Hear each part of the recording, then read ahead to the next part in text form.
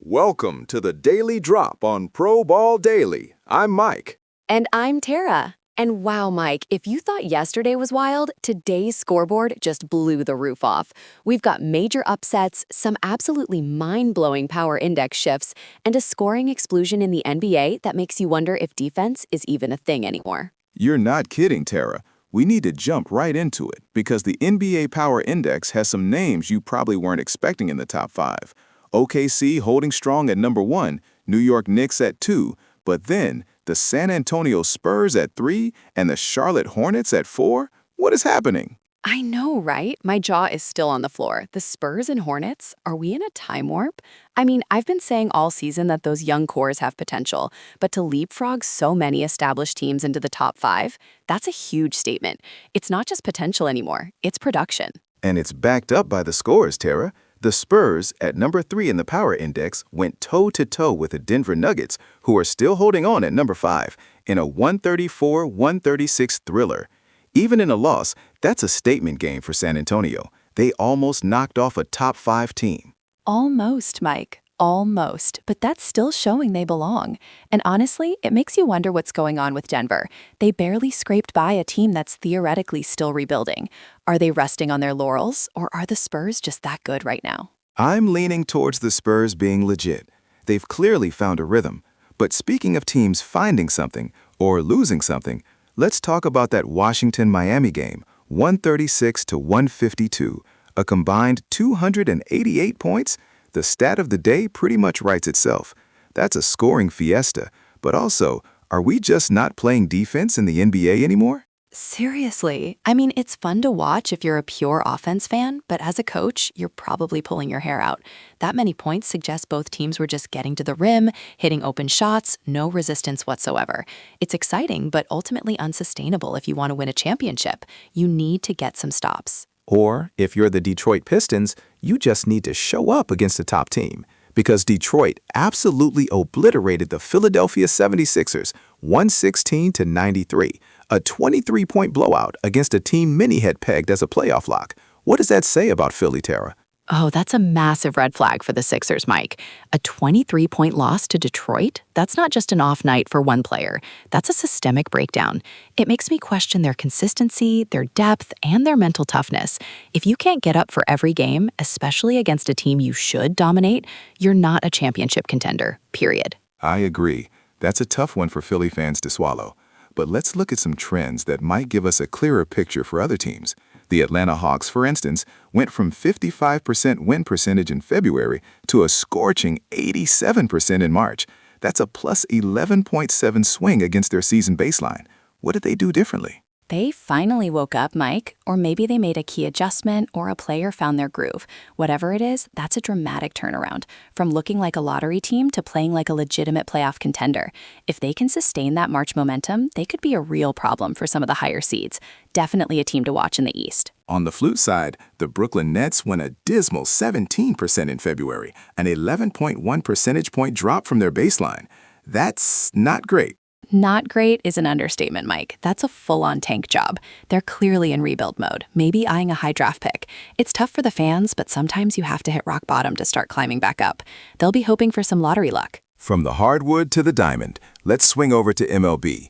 The Power Index has the New York Yankees still at number 1, Cleveland and Houston right behind them, Atlanta Braves at 4, but then the Pittsburgh Pirates at number 5. The Pirates, Tara, are we seeing a new force emerge in the NL Central? Now this is a surprise I can get behind. The Pirates have been quietly building, and to see them crack the top 5 in the Power Index, that's not just a fluke. That's a signal that they're ready to contend. Could this finally be the year Pittsburgh makes some noise? I'm cautiously optimistic, Mike. Their pitching has been solid, and their young bats are starting to produce. It's certainly a shakeup. But speaking of surprises, the Atlanta Braves, despite being number 4 in the Power Index, got nipped 1-2 by the Arizona Diamondbacks. And the Diamondbacks, according to our trends, were at 42% in March, almost 8 points below their season baseline. Talk about a curveball. See, this is why I love baseball, Mike. Trends are one thing, but on any given night, any team can win. Arizona might be trending down overall, but they clearly showed up to play against a top-tier team like the Braves. You just never know. It's a long season, and you're going to have these upsets. You're right. And then you have the Houston Astros, who absolutely dominated the Athletics, 11-0. Christian Walker had a massive game with a 73.5 MLB rating. That's the kind of performance that tells you he was seeing the ball like a beach ball out there, just crushing it. He certainly was, and that score is brutal for the A's. Yet, looking at their trend, the Athletics were at 63% in March, up 7.5 points from their baseline. So despite getting absolutely shelled today, they've been playing much better baseball overall. It just goes to show you that one game doesn't define a month or a season. The A's might have taken a beating, but they're on an upward trajectory. A fair point. Meanwhile, the Boston Red Sox are sitting at 30% in March, a full 10 points below their baseline. Not a good look for Fenway. No, it is not. Boston needs to figure things out quickly. The AL East is a meat grinder, and if you're trending down this early, you could find yourself in a deep hole. All right, let's switch gears to the beautiful game. MLS Power Index, LAFC still absolutely dominating at number 1, Real Salt Lake at 2, and then Charlotte FC jumping up to number 3. What's powering this Charlotte surge, Tara? Charlotte FC, Mike, is showing consistency and tactical brilliance. They just beat Philadelphia Union 2-1, a Union team that's on a 5-game losing streak, by the way. But Charlotte's rise isn't just about beating struggling teams. They're showing resilience, a cohesive unit, and their home crowd is electric. They're quickly becoming a force in the East. And speaking of dominance, LAFC absolutely demolished Orlando City 6-0. That's the stat of the day for MLS, 6-0. That's not just a win, that's a statement. Oh, that's a statement with a megaphone. LAFC is playing on a different level. Their offensive firepower is just incredible. They carve teams up. They are the clear benchmark in MLS right now, and good luck to anyone trying to stop them. That's a rout that sends shivers down the spine of every other team in the league. It certainly does. Now, let's talk about a real head-scratcher, the EPL Power Index. Arsenal at number 1, no surprise there. But then Everton at number 2, Brighton and Hove Albion at 3, Wolves at 4, and Fulham at 5? Mike, where are the Manchester clubs? Where's Liverpool? Everton at 2nd? This is the story of the day in the Premier League, Mike. Everton at number 2 is absolutely wild. It shows the incredible parity and unpredictable nature of the league this season. Historically, Everton is a big club, but they've been underperforming for years. To see them this high, above all the traditional giants, it speaks volumes about their current form, their tactical discipline, and perhaps a bit of luck. But you earn your luck in this league. This is a massive upset of the natural order. It's truly remarkable. And with no standout stats today, the Power Index really tells the whole story for the EPL. It's completely shaken up.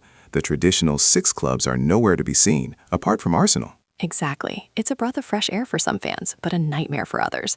Is it sustainable for Everton? That's the million-dollar question. But for now, they are riding high, and good for them. Over to the ice, the NHL Power Index still has the Carolina Hurricanes leading the pack at number 1. Utah and Montreal have seen a slight dip, but Edmonton and Vegas are holding strong, and Vegas in particular had a massive win against the Oilers, 5-1. That's a statement win for the Golden Knights, Mike. To beat a top 5 team like Edmonton so decisively, especially after the Oilers have been playing well, shows that Vegas is a legitimate threat. They're clicking at the right time. And the Hurricanes at number 1 are just proving their consistency by beating the Islanders 4-3. They're not just a paper tiger. They're showing up every night. Absolutely. And you know what else showed up? Goals! Toronto and LA combined for a wild 13 goals in a 7-6 thriller. That's the kind of game that has fans on the edge of their seats from start to finish. Oh, you love to see it. High-flying offense, back-and-forth action, pure entertainment. Sometimes you just need to unleash the offense and let the goalies deal with it. Great game. Now for some trends in the NHL. The Boston Bruins went from a dominant 91% win rate in January, a massive plus 27.3 above their baseline, to just 54% in March, a minus 10.4 drop. What happened to Boston? That's a classic midseason slump, Mike. You see it happen to teams that start super hot. They either get complacent, injuries pile up, or other teams figure them out. Going from almost unstoppable to barely above 50% in 2 months is a huge concern. They need to find that January magic again if they want to make a deep playoff run. From the pros to college hoops, NCAA Power Index. Michigan Wolverines at number 1, George Mason Patriots at 2. George Mason, that's a name that might surprise some. Then Arizona, Duke, and UConn rounding out the top 5. George Mason at 2 is incredible, Mike. They're absolutely exceeding expectations and showing that mid-majors can play with the big boys. They're disciplined, well-coached, and clearly have a belief in themselves. This isn't a Cinderella story. This is sustained excellence. And Michigan at number 1 proved their worth by dominating Arizona, who's number 3, 91-73. That's a significant win against a fellow top 5 team. And UConn at number 5 also held off Illinois 71-62. Their stat of the day is incredible. 100% at home this March with a plus 18.2 margin over opponents. Home court advantage, Tara, is very real for the Huskies. Very real and very intimidating. UConn clearly feeds off that home crowd energy, and they're just running over teams in March. That kind of home dominance is exactly what you want heading into the tournament. They're building an impenetrable fortress. And Michigan absolutely laying the smackdown on Arizona, that's a statement that says, we're number one and we're here to stay. Let's round it out with La Liga. Barcelona is still atop the power index, but Getafe at 2 and Valencia at 3. Real Madrid all the way down at 4, below Getafe and Valencia, and they lost today too, 1-2 to Mallorca. This is the wildest turn of events in La Liga, Mike. Getafe and Valencia climbing above Real Madrid is monumental. It shows that this season, La Liga is not just a two-horse race, it's wide open. And Real Madrid losing to Mallorca, that's a shocker.